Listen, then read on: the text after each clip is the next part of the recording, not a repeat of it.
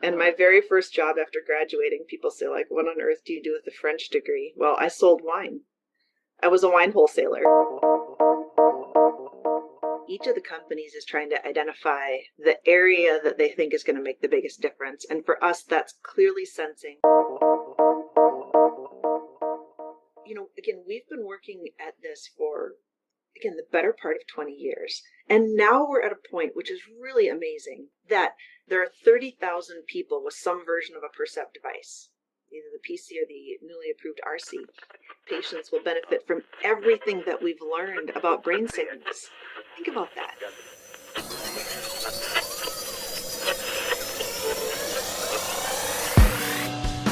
Welcome to Stimulating Brains.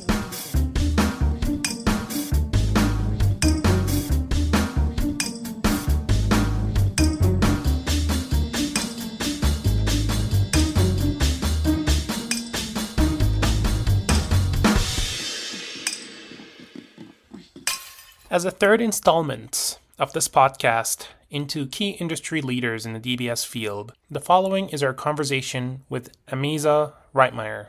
Amaza is the VP and General Manager of Brain Modulation at Medtronic.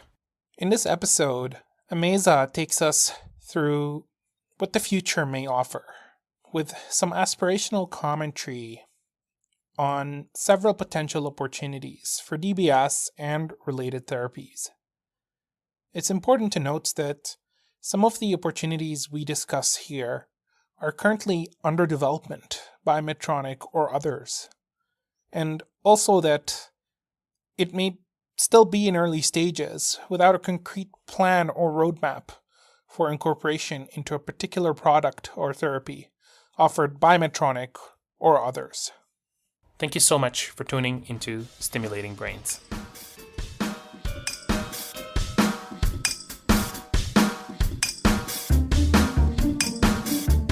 So, Amaza, thank you so much for joining this podcast as one of the first industry leaders that I get to interview. It's a big honor to be able to talk to you and for you to carve out so much time from your very busy schedule. So, thanks a lot for joining us. And then, well, it's a huge honor to be asked. Honestly, when you reached out, I was beyond honored. This is phenomenal. So, thank you. Great. That's great to hear. So, as you know, to break the ice, I before we get into the your work and industry, I always ask about your free time and hobbies, just to get some sort of idea behind the person. What do you do when not involved at Medtronic and working in the industry? Any hobbies? So I have two teenage sons. I've got a 17-year-old and a 19-year-old, and so part of what we do is just watch whatever it is that they're involved in. So they're both involved in sports and activities, so we sort of chase them around.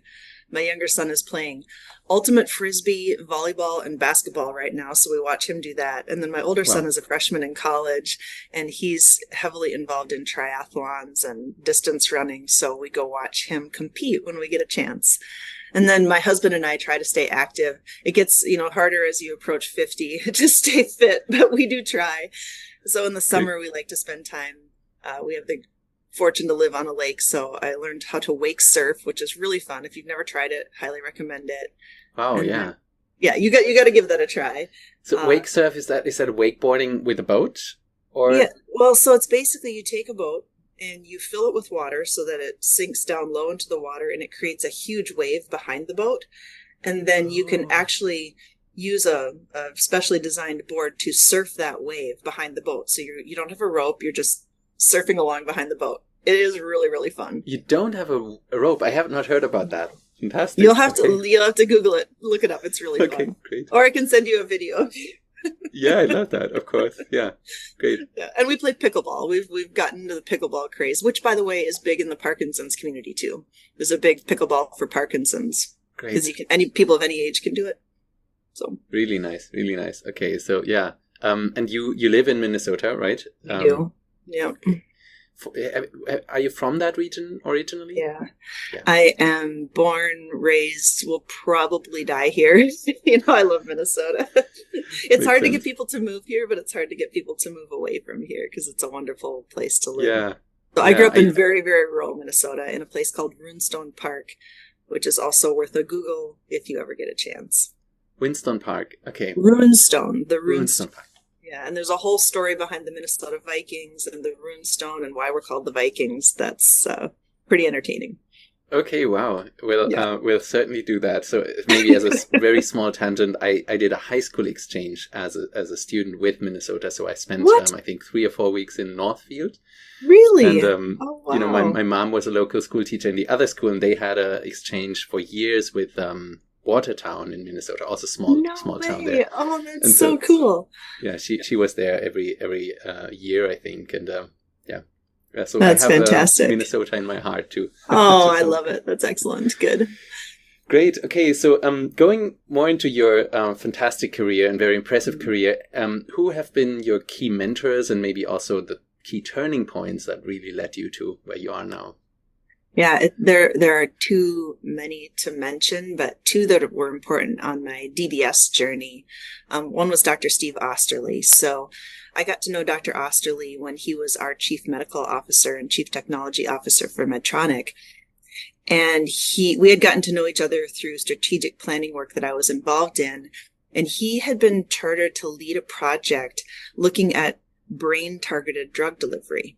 So we were interested to know if we could use our stereotactic positioning capability to, rather than deliver a lead, to deliver a catheter that could potentially bring agents that don't cross the blood-brain barrier to targets in the brain and hopefully cure things that are currently incurable, like Huntington's disease or ALS or Alzheimer's, and then using our Synchromed pump to deliver those agents. And so I was involved, I led a project for 2 years exploring different ways that we might be able to do that. That's also how I got connected to Lothar.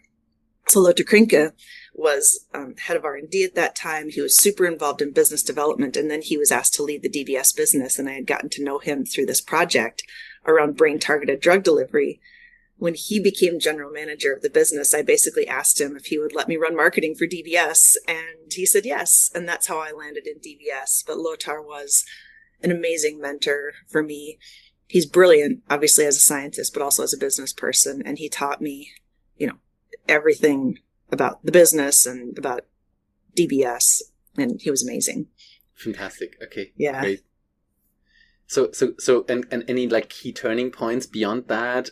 Maybe even how did you decide to work for Medtronic, or how did you choose? So I've always described myself as Medtronic's least likely employee, because I have a liberal arts degree with a French major.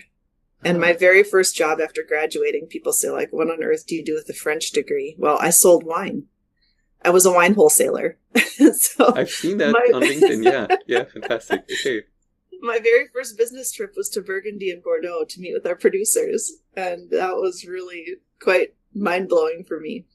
But I learned business to business sales because I was calling on, I was a wholesaler. I was calling on restaurants and retail chains. And so I learned the business of sales. Coming into Medtronic was very much dumb luck. A colleague of mine who I'd graduated college with, we ran into each other one day randomly and started training for marathons together. And one day on a training run, he said, "Hey, have you ever thought about Medtronic?" And I said, "No." And he said, "Well, it's a great company. You should come work here." And I literally took a job that nobody wanted. It was contracts negotiation for pacemakers and defibrillators, and they were having a really hard time filling the job. So I came in and I just worked my way up through, really through finding great people to work for who were willing to teach me what I didn't know. One of the things I'm proud about Medtronic is I think we're one of the best companies in the world at teaching people about medical devices. And so they taught me everything I know about medical devices. I learned here. Fantastic. Yeah. And you have joined Medtronic 22 years ago, right? So there's a long stretch and have It's hard to believe, but yes. Well, yeah, and then have impressively worked yourself up continuously. Reading your CV is essentially a success story that never stops, right? Throughout the years. Thank you. So what did maybe to can you outline these stages briefly, and then also talk about what you're currently doing? Absolutely. So, in a nutshell, my first 5 years were in CRM. Learning the business of Medtronic. And I sorry, was what is CRM for? So cardiac rhythm management. Sorry, I was Okay. in pacemakers and defibrillators, and I was responsible for contracting during the years when we were introducing heart failure as a therapy. So if your audience members know this cardiovascular space, they'll know the introduction of the third lead and kind of heart failure as a therapy. So 5 years in CRM, and then 5 years in our corporate strategy group. So I worked for the CEO, basically doing Medtronic corporate strategy. And then that business development role I mentioned earlier, where we were looking at targeted drug delivery. Then 5 years in neuromodulation and the neurosciences. So 3 years leading DBS, marketing, 2 years leading training and education across our neurosciences portfolio. Then back to corporate for a couple of years to do commercial strategy. And my last 4 years before joining DBS were in the cardiac diagnostic space, where I learned a ton that we can talk about if you like. But I will tell you, ever since I left DBS, it literally has been my dream to come back. I have been working towards and begging for the job I currently have for 10 years. So Okay, great. it was always my dream to come lead DBS. And so when I got the opportunity, It's a fantastic a year ago, field. Yeah. Totally. This is my dream job. And can you clarify? I think so. Your official title is the VP and General Manager, so Vice President and General Manager, Brain Modulation at Medtronic. Yes. Can you maybe state what you do, what your typical day looks like, and not much. No, I'm just kidding. So I have responsibility for two businesses. I've got the DBS business, and then I've got the Visualize business as well. So the comprehensive brain modulation portfolio. And there's kind of two different flavors of a day for me. If I'm in the office, I am coaching and mentoring my team. I have cross-functional responsibilities. So everything that it takes to bring our product to market and make sure it's available. So I meet with my staff, my teams, and make sure that we're all moving the same direction. But the days that I love the best are when I get to be out with our customers and our partners. So whether that's at a medical meeting or, I get the chance to visit with our customers in their operating rooms and in their clinics to understand what it is that we need to do differently. So those are the best days. Okay, great. How often do you get to travel and visit, I don't know, Yale or whatever? Yeah. Not often enough. No, I try. Okay. I try to get out. It's not quite once a week, but I am out a lot. Because, that's where the ideas are happening, and that's where the work is happening. Sure. Yeah, it probably is important to just stay close to the, end product in a way, and the customers. But I'm sure other people of your team, maybe Robert Riker, we could mention, get to travel more still. Is that the case, or?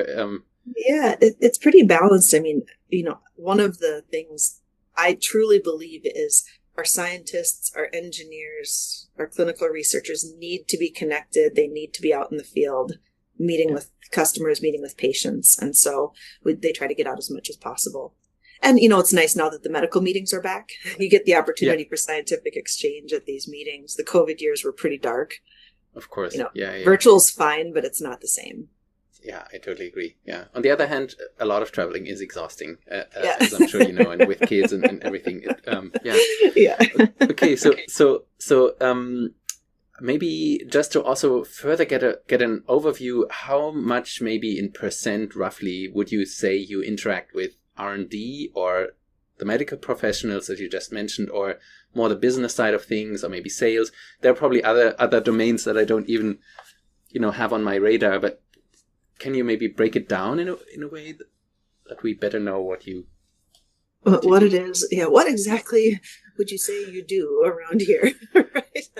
No, I mean, you lead the entire thing, right? And that is clear, but still it's, I think for people like me, or also, probably other scientists, it's probably not even so easy to picture your typical day. So that is very exciting and interesting to hear. Oof. Yeah. Well, I mean, again, so for example, the last 2 days I was in full day sessions reviewing our plans for this coming year. And so we spent literally all day, looking at spreadsheets, looking at PowerPoints, talking to each other about priorities, and everybody, all the senior staff was around the table, making sure that we're all aligned on what it is that we need to focus on for the next year. But that's 2 full days in a conference room. But the week prior to that, I was, in 2 different hospitals on 2 different days and visiting, with our field. And so it can vary a ton. Varies a lot. Yeah, sure. Yeah. And again, my responsibility is to make sure every aspect of the business is working well. So sometimes it's quality, sometimes it's operations, sometimes it's finance, sometimes it's a customer issue that we have to deal with, or that we Putting get to deal fires with. out sometimes, I guess. Yeah. Okay. But it's, Right. the variety is part of what makes it really fun. That's I'm why sure. I love my job. Yeah. Of course. Yeah. I think, makes sense. Okay. So, and then can you maybe paint the picture of how Medtronic is generally structured, maybe especially within neuromodulation, but you've also talked about corporate. Again, I think many of us don't even know how these companies are made up, and who are the key players and what do they do. I don't even know if this is going to be interesting to your audience, but I'll give it a go. So we've got 4 portfolios within Medtronic. The cardiovascular portfolio, so that's everything related to the heart and its function. The diabetes portfolio, so essentially working towards the holy grail of the closed loop system, the perfect closed loop system for insulin delivery and glucose management. The medical surgical portfolio, so tools and instruments that make surgery easier. And there's a heavy focus in that portfolio on robotics and improving the elegance and the ease and the precision of the procedures. And then the neuroscience portfolio. So in our portfolio, it's everything related to neurostimulation. So pain stimulation, pelvic stimulation, and then and obviously deep brain stimulation, and then the tools that go around it, again, to make the procedure perfect. So what we call our enabling technologies, which would be the stealth planning station, the O-arm imaging system, bringing all that together into a perfect surgical plan so you can then do better surgery more efficiently. And how strictly is it maybe divided in that part into hardware and software development, or hardware and R&D? Is that very connected, or how does that work? So the businesses are separate, but the strategies are connected, if that makes sense. So my counterpart who leads that business, Linnea Berman, she and I are in regular communication about priorities, initiatives, making sure that what she's doing is perfectly aligned with what I'm doing, and that we're advancing the surgical procedure. Got it. Yeah. Do you get to interact with R&D yourself a lot? All the time.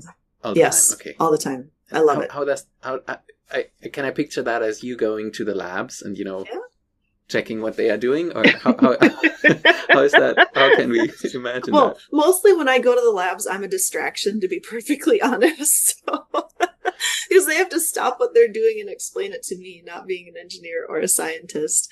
But my favorite opportunity to interact with R&D is when we host tech suites at medical meetings. So we bring scientists or engineers and give clinicians a peek behind the curtain at what's coming. I get to listen to those conversations and hear, what customers like about what we're developing, what they think could be better. And I get to hear how our scientists and engineers are thinking about solving the problems. So that's my best and least disruptive way to interact with them. Mostly I try to stay out of the way so I don't break something if I go into their lab. Got it. And then for corporate, that's the right word. I think in my notes I still called it the mothership in quotes, but we call it that too. Okay. Yeah. How often do you interact with corporate or Medtronic? I don't know. And do you, for example, for budgeting reasons, or if you plan a bigger project, you probably have to pitch it to, or your team has to pitch it to corporate? Is that exactly. Yeah. So our senior president, Brett Wall, he's the president of the portfolio, the neuroscience portfolio. So we work with and through him. Brett is a phenomenal advocate for the DBS business. He's championed a ton of investment in our space. And so we work with him and we go pitch our CEO, Jeff Martha, who's also a champion for DBS, to try to get the fair share of investment. But, maybe I'll say very respectfully that I try to interact with corporate as little as possible, as much as necessary, but as little as possible. That makes sense. Yeah. So, got it. Because, our energy is best spent with the people doing the procedures. Of course. Yeah. No, I'm sure. Yeah. And so, obviously Medtronic is one of the 3 big DBS companies in the Western world, and probably the largest, or at least the most, established. I'm sure the market is competitive, and maybe also in the more recent history that there had been maybe a bit of a challenging times, or at least not as fantastic times with others joining the market. That's at least how I see it from the outside. Probably one of part of your job is to find exactly the strategies of USPs, unique selling points, of how can you create something that the other companies don't have yet, or so, right? And how do you maybe disrupt the market that way? First of all, is that true? And then can you share about developments that are maybe already public that you're most excited about these days, that are coming Absolutely. or already happening? Well, so you're absolutely right. Each of the companies is trying to identify the area that they think is going to make the biggest difference. And for us, that's clearly sensing and the path towards the closed loop. So this is a journey, that we've been on for the better part of 2 decades. This is, it's going to feel new to the market, but this is work that's been ongoing for decades.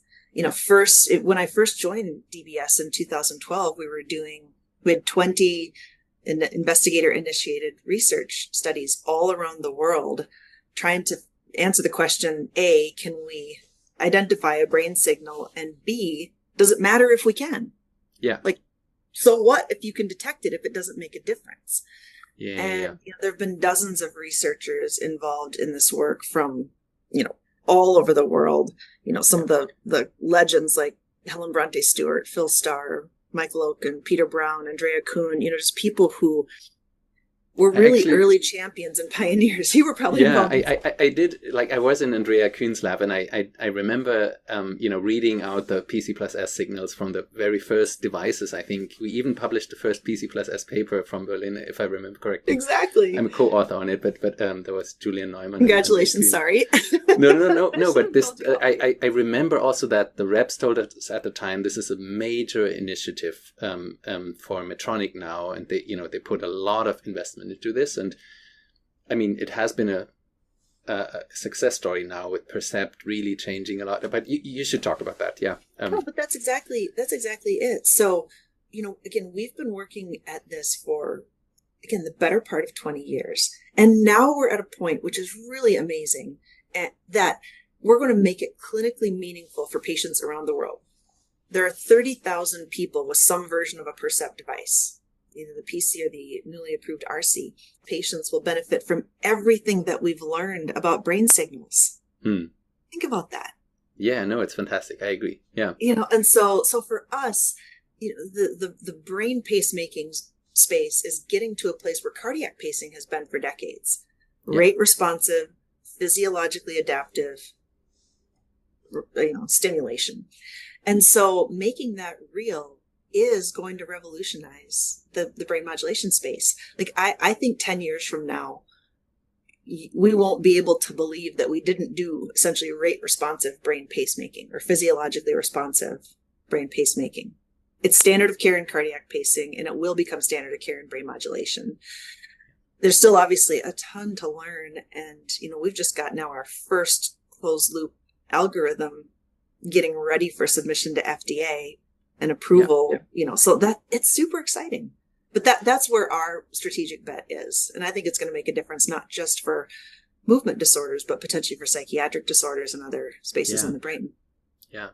No, there's also, it's such a, there's so much opportunity, and then there's also a lot of challenges, right? And so many details to iron out. I remember, again, when I started, it was 10 years ago in research, it was always already about closed loop, and Kuhn, and looking at the work from Peter Brown in Oxford. And it was, the ideas have been around for so long. And then I think there was it, I think 2 years ago at the think tank in Mike Oken's DBS think tank, we had discussions about closed loop, and I really felt like everybody knows and seems to, no, this is a great idea, but then looking at the details, it seems like it is challenging, and it's super challenging. You could, I think you have a really cool success story now. I've seen also the pilot data, I think was a poster at movement disorders. So in Copenhagen. That looks fantastic. But if you were to just to show the challenge, if you were to show it from the other angle, you could also say this is the simplest possible thing now, right? And that's probably also a theme in industry where you guys have to make tools that work, and that means usually the scientists already dream about maybe much more complicated things, but then these don't work yet, right? So yeah, exactly. Now we've got to take things that are really complex and make them simple enough that they benefit anybody who wants to use it without having to download files and dissect little squiggles on a page. We got to make it super obvious now. But that's this next year there'll be a couple of enhancements that we launch that dramatically simplify the value of brain sense signals for clinicians. And then, of course, behind the scenes, there's still all the detail for the people who want to continue to do research on it. Now with a ubiquitously available platform, right? Yeah. I mean, Percept has been at least as big for research than for clinical practice. I totally agree. It's been a bit like even, there had been pre-Percept, there had been these labs like that you mentioned, Peter Brown, Andrea Kuhn, but then Phil Starr, of course, and people that had the externalization set up and had it all figured out. And then I think Percept came and so many people jumped on the closed loop wagon, which also shows how, big of a role you can have as industry to enable research and empower just more brains on the same topic. Exactly. And that gets, to the idea that the next thing we have to apply to it is data, machine learning, and potentially AI to be able to interpret the signals at scale. Yeah. Right. Because you can only do so much with human beings, but if we can get this to a place where we can scale the learning, that's great. And the RC system gives you an important advantage, which is if you choose to stream that signal, for 15 years continuously, you don't have to worry about killing the battery. So, totally. Yeah. So like for epilepsy or for whatever. Yeah. Absolutely. Was even a potential ethical constraint, right? To not stream too much with the PC. So that makes a lot of sense. Yeah. I never thought about it as an ethical constraint, but that's a very good point. You don't want to force people into having a surgery that. I think only if you would completely drain it, right? That needs additional surgery and also cost, of course. Of course. But, that makes sense. Absolutely. Okay. Cool. So, are there any plans on the roadmap that you can already talk about? I know this is highly restricted. Only, of course, it's all good to share. Whatever you. Yeah, I mean, so obviously continuing the path towards getting adaptive DBS approved for commercial use and around the world for any place that has Percept, we want Adapt. But there's more to it than that. So another area where we're putting a lot of energy and attention is on what we call insights-driven care. So taking the data that the device is giving us about what's happening with the patient when they're not in the clinic, turning that into reports, charts, graphs that give the clinicians insights into what's happened with the patient since they saw them last. So how much time did they spend in a particular group setting? Does it appear that they're having fluctuations that might be circadian in nature? Or can you tell that the medication scheme may not be appropriate based on their brain signal? So taking everything that the device can tell you and turning it into insights that can drive the care for the patients in an improved way. So that's a big area of interest for us. And we've now got beta portals being deployed that we hope to bring to market at scale within the next couple of years. So for us, that's beta very portals exciting. Meaning beta. Sorry, not version, beta signal portals. Yeah. Okay. Sorry for the confusion. Where some clinicians can already test it. Okay, fantastic. Yeah, and get feedback on making it simple and easy to use and useful.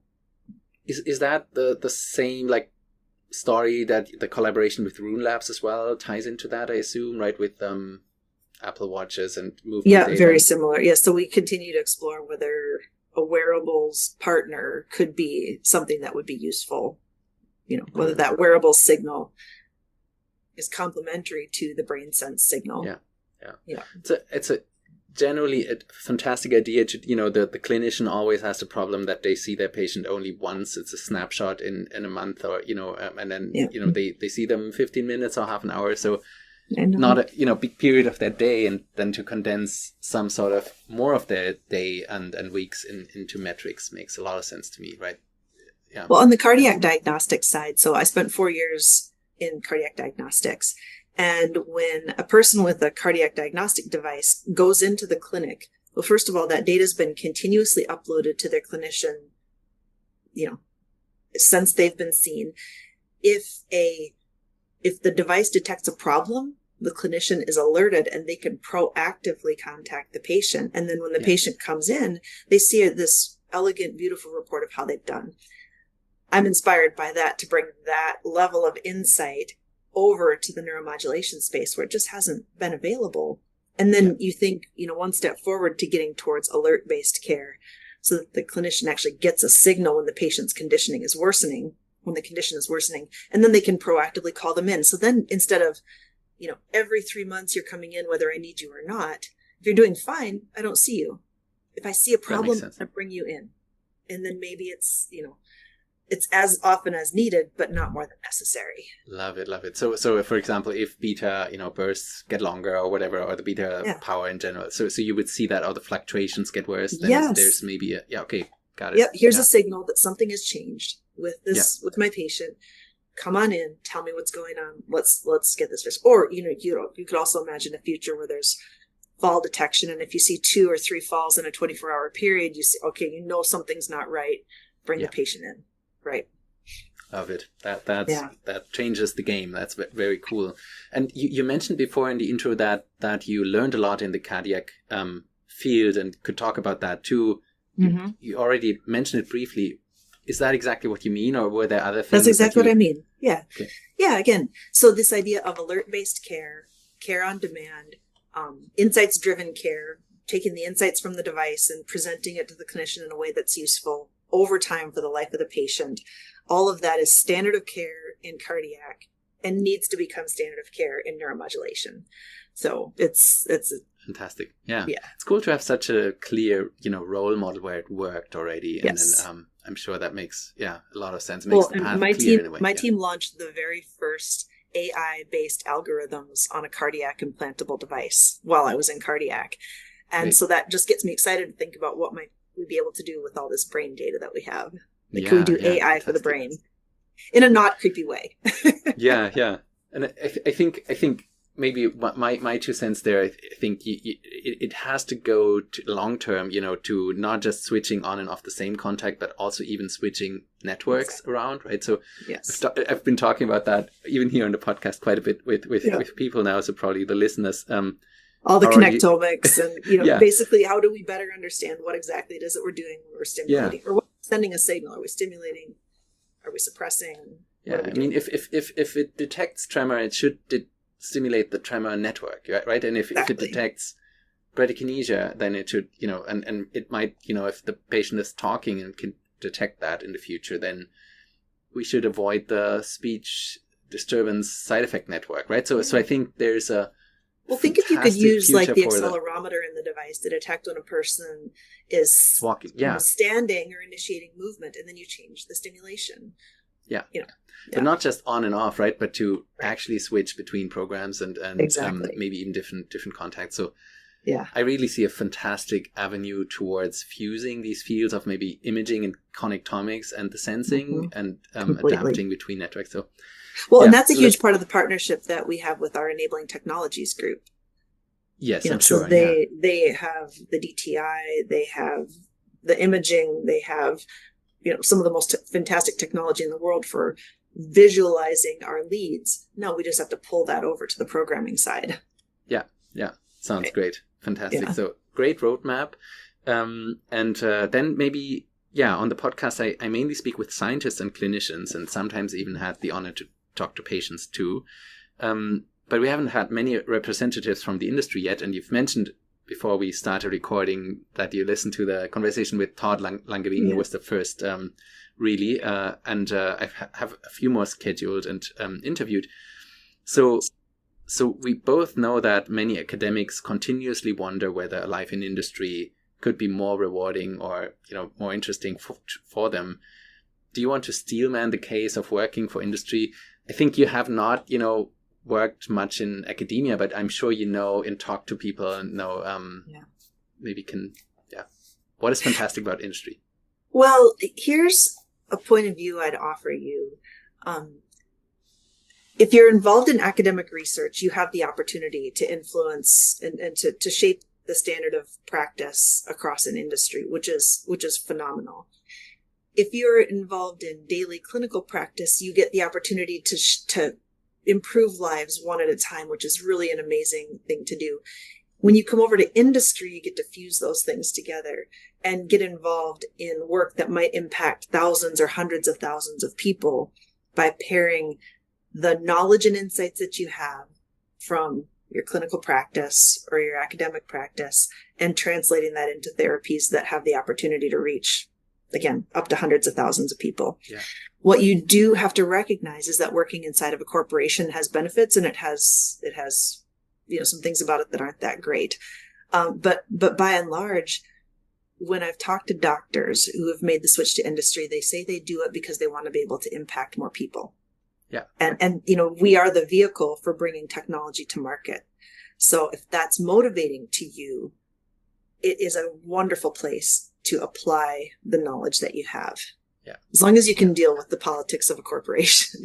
Yeah. And I mean, sometimes bigger universities can feel like as rigid as corporations to some degree as well. But I mean, I'm sure the smaller labs, of course, are much more flexible in what they want to do and so on. Well, Todd talked about the difference between startups and big companies, and that's definitely a thing. The difference between small practices and academic institutions.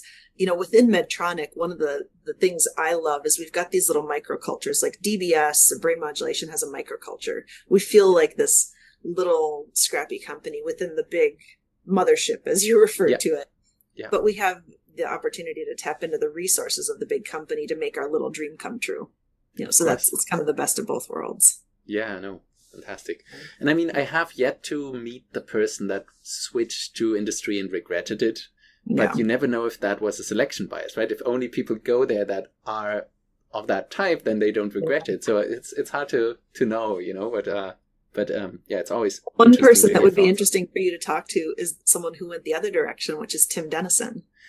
Yes, Todd said the same, and I would love to talk to Tim.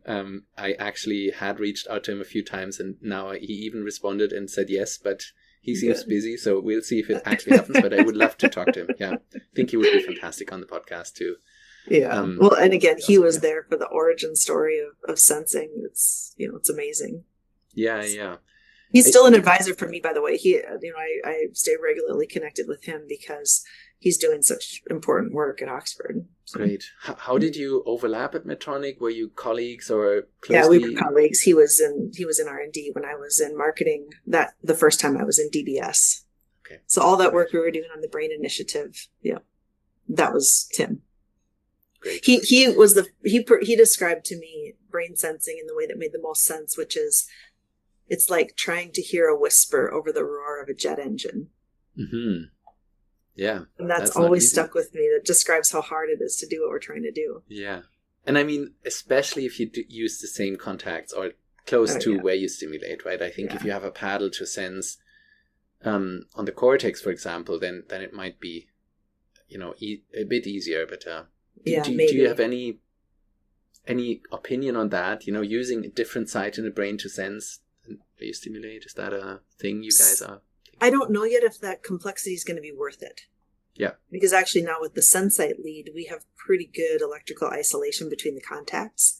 And so, but again, if you're talking about network disorder, the question is, do you need to sense in two different places, or is it reliable enough to just, if you know what's going on in one part of the circuit, you understand what's going on in another.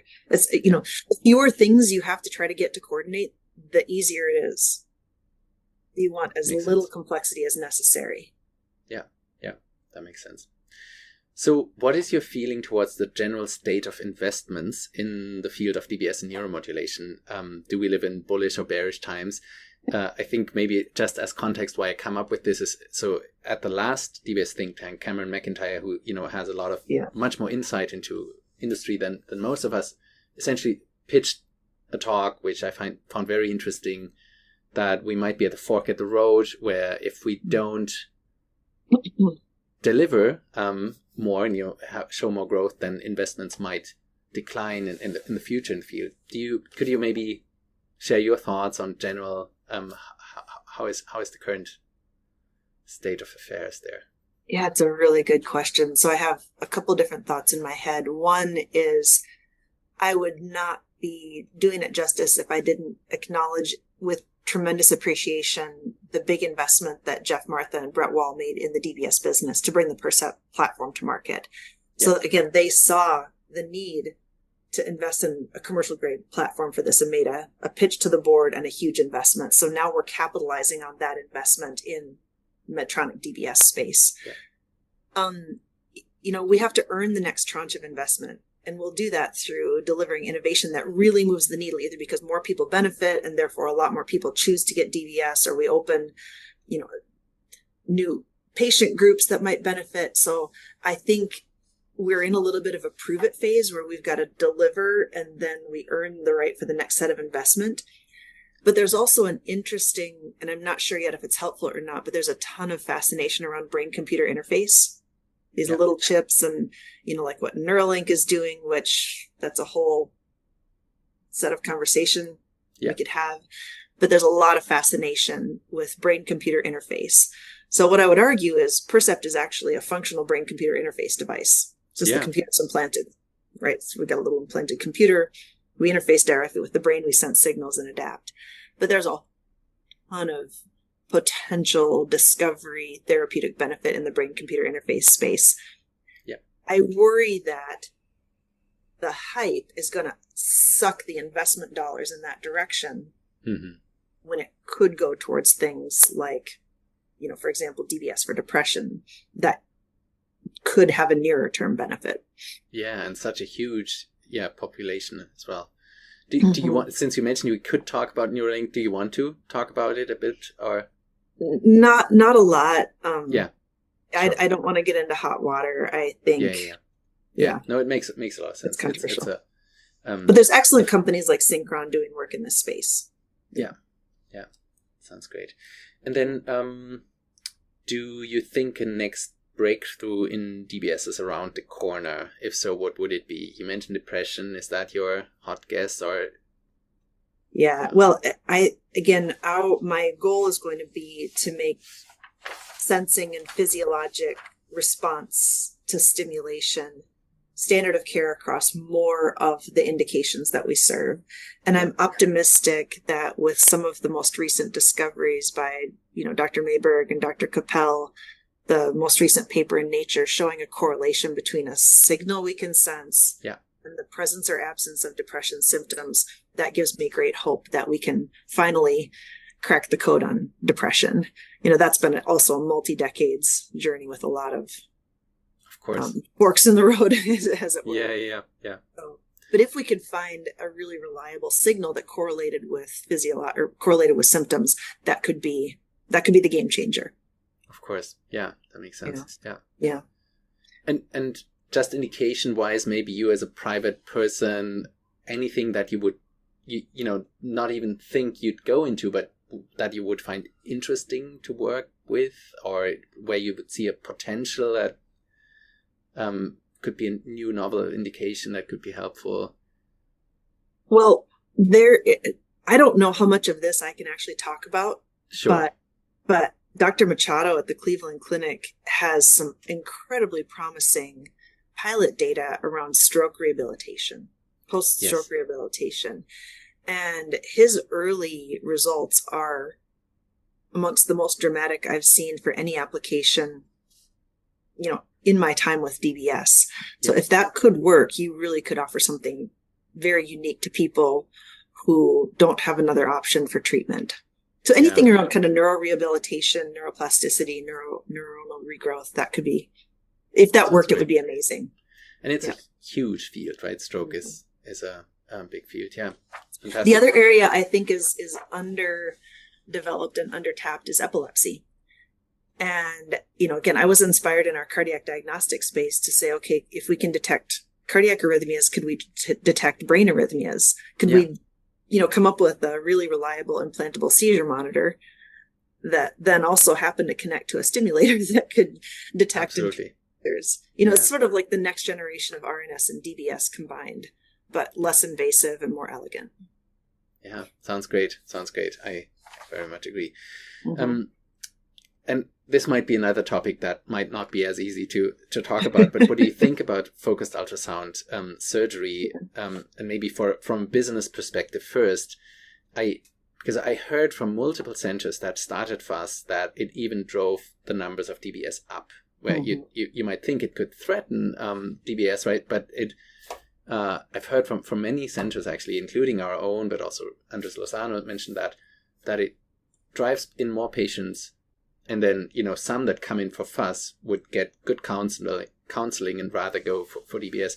Yeah. Do you have any, ideas on that or opinions on that? Yeah. So what I've observed is, one, it's been a net benefit because it gets people who were otherwise unwilling to consider a procedure to consider being treated. People with essential tremor, their biggest treatment is just coping. They don't, and so when you get the idea that a procedure might be, less invasive or described as less invasive, which we can talk about, all of a sudden they're presenting for care. They're saying, look, here's might be an option for me. And when those people present to a really good neurosurgical center that has DBS and focused ultrasound, they get the therapy that's right for them. Yeah. So I don't care what they get as long as they get treated and get the maximum benefit. Now, I also think that, I'm going to channel a phrase that I heard at a recent conference. Focused ultrasound is just a new tool for an 80-year-old procedure. It's lesioning. Yeah. And so when lesioning is the right treatment, focused ultrasound seems like a great choice. But it's also permanent, it's irreversible, and it's brain damage. And so for many patients, DBS is a better choice because it's tailorable, adjustable, reversible if you don't get a benefit. And so, I think for me, as long as people are getting an appropriate consultation and the treatment option that's best for them, as long as more people are getting treated, I'm happy. Sounds great. Yeah. But it's not a silver bullet. And I get frustrated if people think it's non-invasive. Yes. It's permanent brain damage.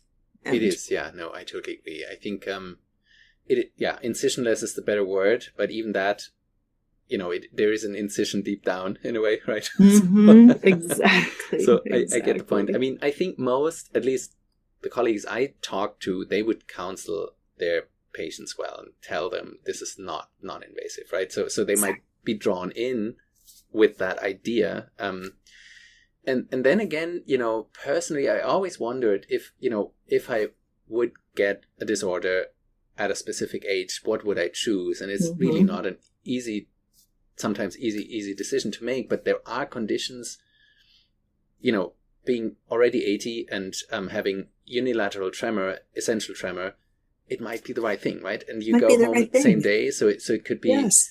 And then, of course, in the more longer term disorders, I think the huge value is not just that it's reversible, but that it's adjustable also with disease progression, right? So you have new symptoms coming in, and that is then always hard with any type of lesioning in a way.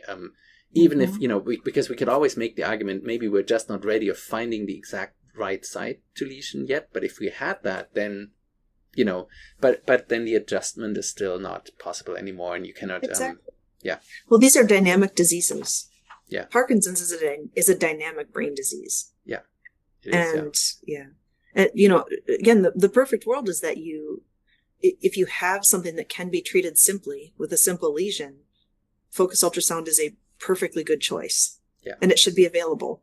Yeah. But it's not a cure-all. It's just a tool. Yeah. It's just a tool to do a job. So yeah. Makes sense. But on balance, I think it's good because it's gotten more people to consider treatment. I do agree. Yeah. I think another tool in the bank cannot hurt in a way. Yeah. I totally agree. Yeah.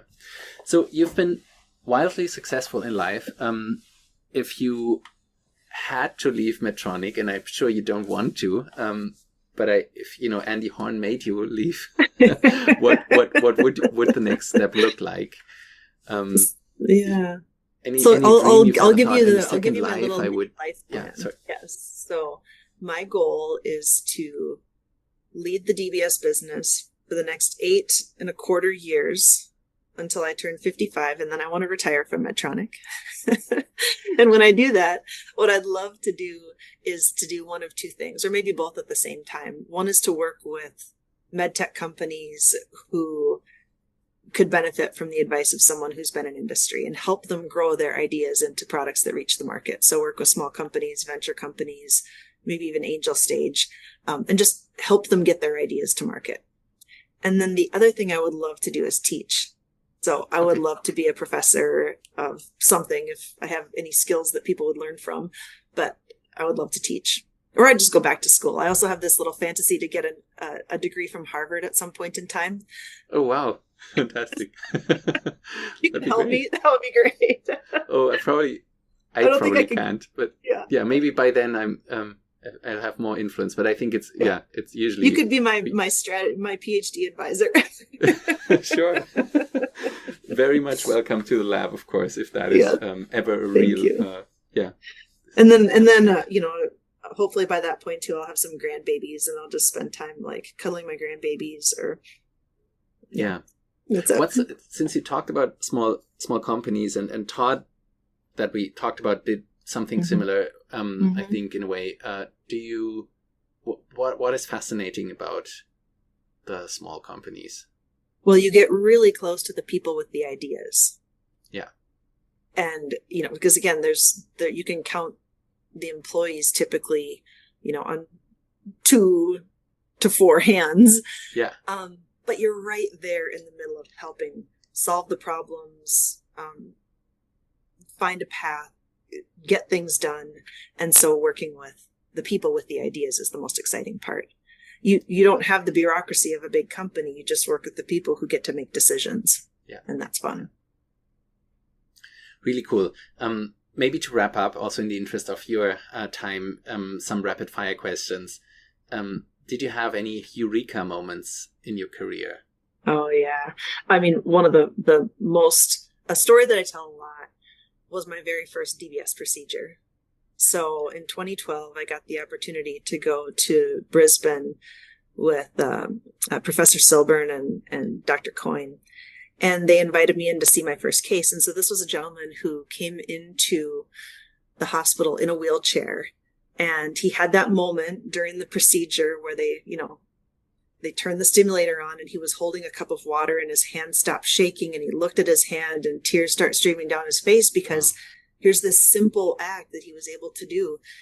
And the next day, Professor Silburn sent me a video of this patient doing what he called star jumps. So jumping jacks in the hallway. Again, from a wheelchair to jumping jacks within a 24-hour period. And I thought, well, this is what I want to do with the rest of my life, is make this possible for more people. And then he sent a note that this patient's wife had written a few weeks later saying, thank you for giving me my husband back and my children their father back. It's like, well, there's nothing else I could do with my career that would be more satisfying than this.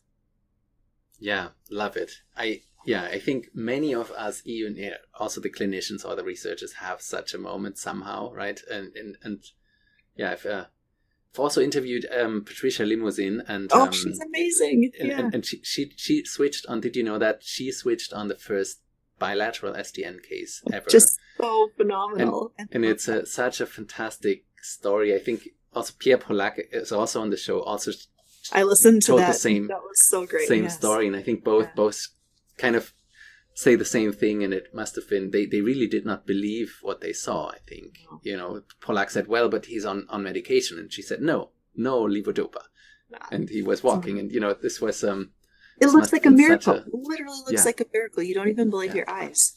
Really I think nice. You were at the 30, so I got the opportunity to be at both the 20 and the 30-year celebrations in Grenoble, talking the kind of the celebrations of DBS, and just seeing both how far it's come, but also how far there is to go. And I loved the 30-year celebration because it really was, the entire team from Grenoble there to talk about those. It was so amazing.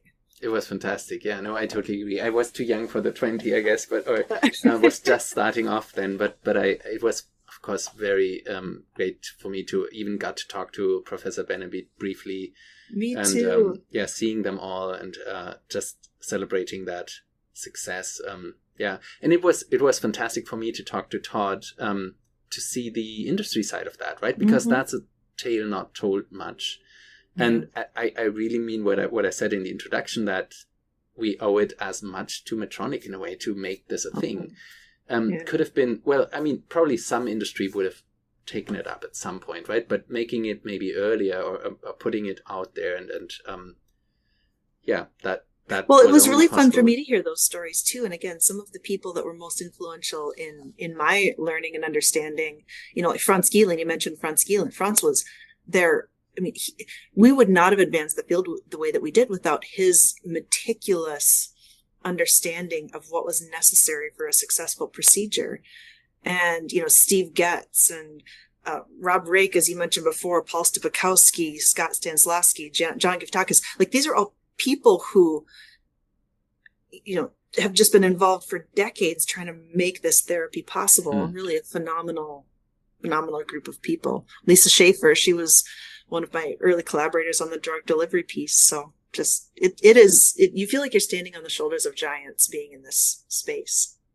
One thing I'm sure. to talk about, I feel bad because I wanted to make sure I mentioned this. My time in DBS my first time in DBS was marked by the early STEM study. So I got the opportunity to work with Professor Deutschel and Michael Schupbach when when that publication came out, which, you think about pivot points in the therapy. Yeah. The early STEM study was a pivot point in advancing and accelerating the field of Parkinson's, because it gave us confidence that of course, earlier application of the therapy was massively beneficial. I'm glad you mentioned that. So I wasn't aware that you overlapped with that study. I could not agree more. So I've Günther Deutschel has been even I listened to your interview with him too. But also, we have not professionally worked together. We have a few publications together, but he's been still a very kind mentor for me for my career. I do have calls with him every now and then, irregularly, to pick his brain on what to do. And I think he's been such a fantastic figure to the field in Germany as well, but I would say globally as well. And, globally, yeah. The early SIM trial, and I think the New England Journal paper before that, just showing the adding more evidence to the field. I think that has been a great service to the entire community. I totally agree. So, yeah. Well, it was huge. And actually, one of the things I was surprised at coming back into DBS is that there hasn't been more discussion about the likely disease-modifying benefit of early application of DBS. Because one of the most important findings from that study was that the slope of the curve of disease progression was lower in people who got DBS sooner. Yeah. And, I thought it's a little bit of a shame that hasn't become more accepted, that people with DBS, the sooner you do it, they do better. I don't know if it's less medication or, more activity or whatever it is, but they don't get as bad as quickly. I probably also have the unpopular opinion that I'm surprised by the fact of how vehemently people handwave the possibility away, right? I think I very much agree that there's not good evidence. The best evidence probably from Mallory Hackers and David Charles's actually they've done phenomenal trial, but these were just 14 patients. But that we don't have more evidence is surprising to me, right? That this is not being at least followed up more, and I think it's been very hard for them to get funding. And I've had discussions with folks in the fields that essentially already seem to know it's not disease modifying without having any data about it, and that's not really scientific. But, I would argue that there's data that suggests that it is, and it's suggestion. Really... Yes, but it's not hard evidence, right? And I think, I don't know, it seems like we had, again, think tank is great for these things, but we had another discussion on that, and again, I was probably one of the few that voted for at least looking into it more, right? I think we do.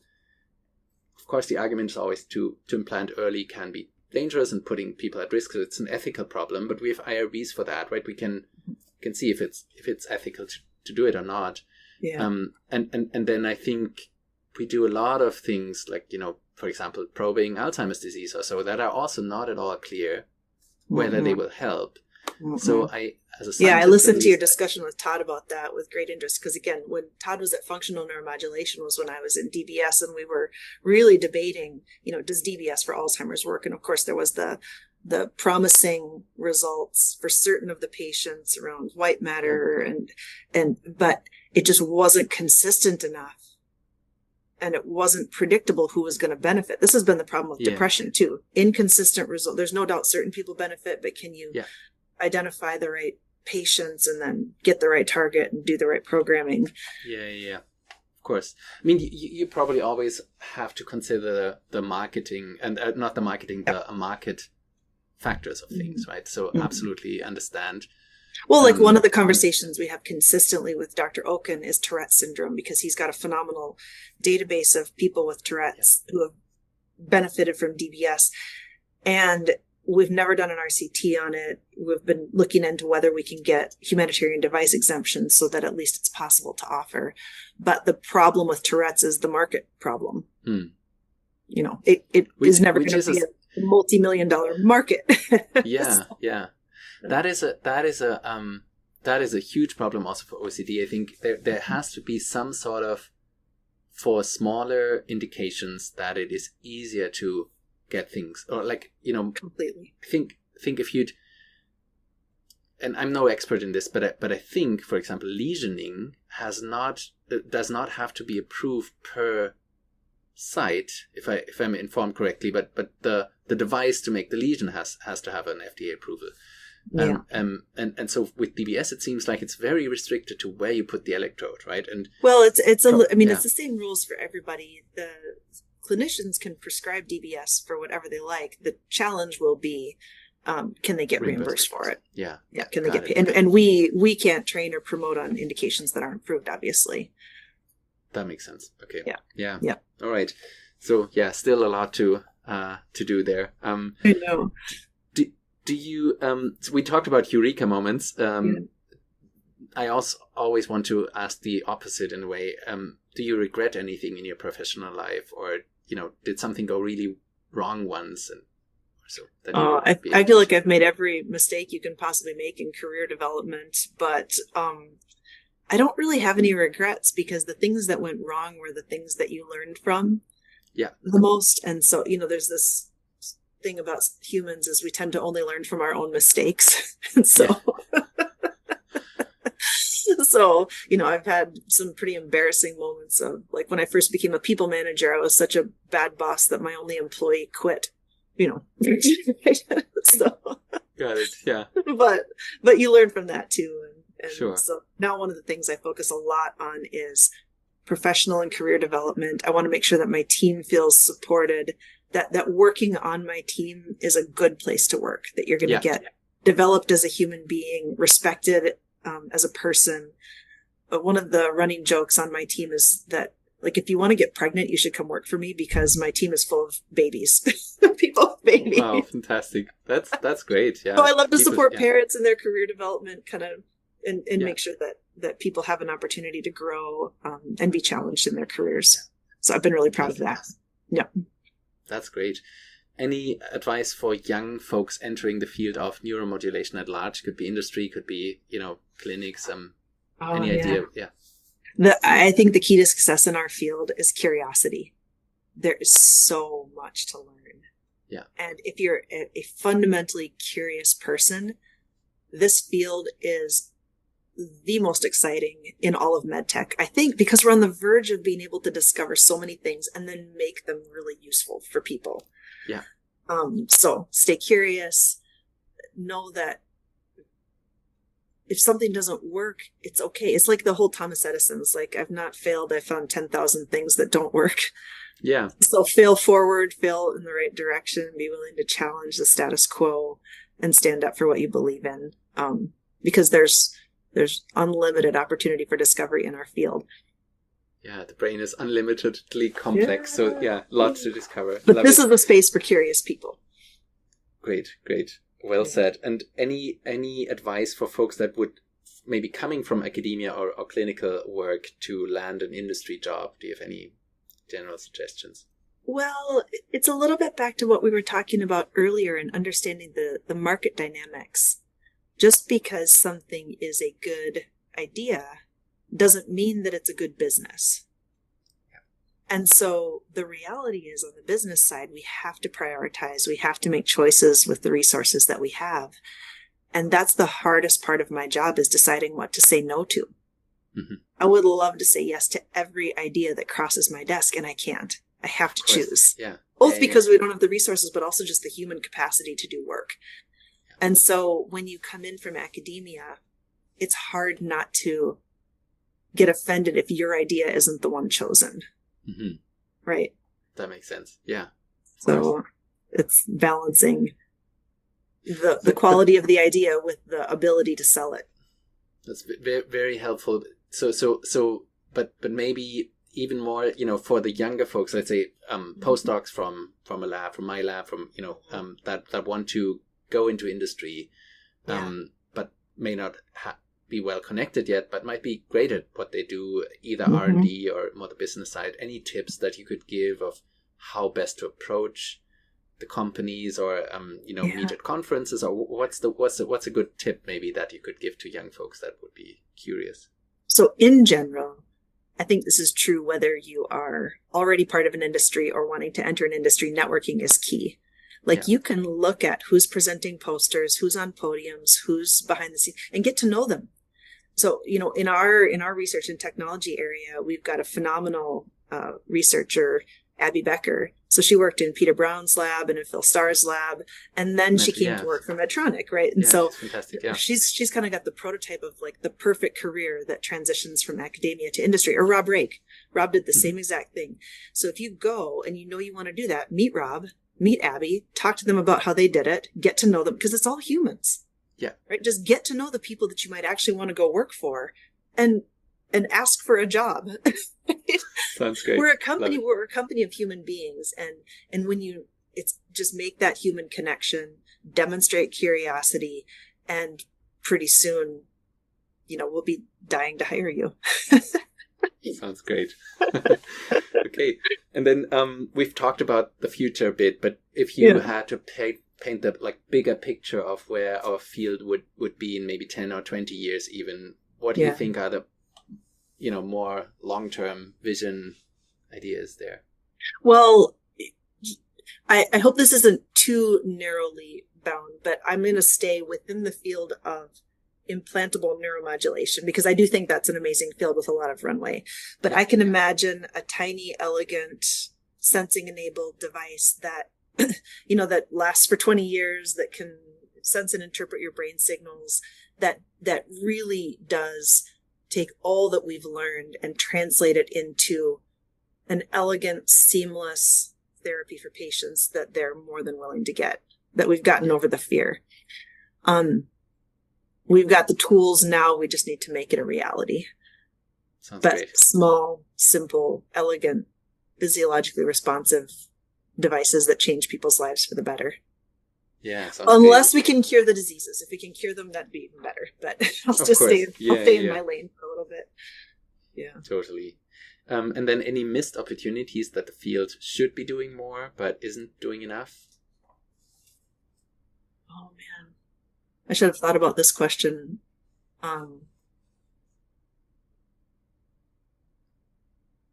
I don't have a good answer for you on this one. I mean, again, more research and more investment into the algorithms that make the brain work is always going to be beneficial. Yeah. And no answer is a good one here, right? Because it seems like we're on track, at least. There's no apparent thing where you've always been thinking, we should be doing that more, or so I think that's a good answer for us, right? No apparent mistakes, at least. And I do agree. So. I think we are sailing towards the right direction, and there's not much where I think, this is all going wrong or so, right? And so I do agree. I think one thing I'll just say for Medtronic, we've got amazing imaging and visualization technology, and we've got amazing stimulation technology, and we haven't been as amazing at connecting those dots. Mm-hmm. So, we've got a great opportunity to take the tools that we have on the planning side and present them to the programming clinicians in a much more elegant way. I think Boston Scientific's done a nice job with that, but so that's we have to invest some time there. We were focused on sensing. No, and I mean, which I still think was the right area of focus, but no, we've got to close the loop on the planning to programming side. Sounds good. Cool. And then last question, is there anything we should have talked about that you would have loved to talk about that I missed or that we didn't cover enough? Well, what are you most excited about in the field of neuromodulation? Oh, great question. There are, I think I can share, great question. I think multiple things. So I'm really excited about some indications, personally, really about depression and Alzheimer's. I kind of have been converted to become a believer in both when seeing the data. I was not before. So especially for Alzheimer's, to be honest, I was not. But I've grown to become a believer there, just looking at data and publishing on the data. Yeah. And then I hope you're right, by the way. I really hope you're right.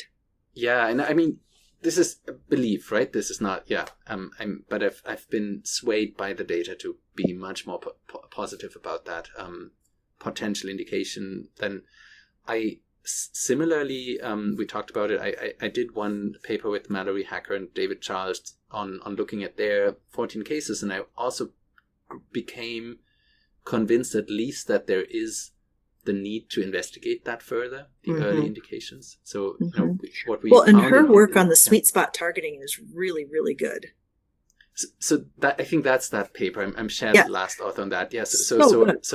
So I think the key point there, and I think we even unfortunately did not put that final figure into the paper. We're now sending off a second one to show that figure. I think if you just look at the raw contacts of the people that did not progress after 2 years, they're all so clustered in the sweet spot. And I think that's the most convincing thing to me, right? It could be chance, right? But there's no other thing that explains that, right? And they also had less stimulation amplitude and so on. So I think that's a potentially very interesting field of development for early use of DBS.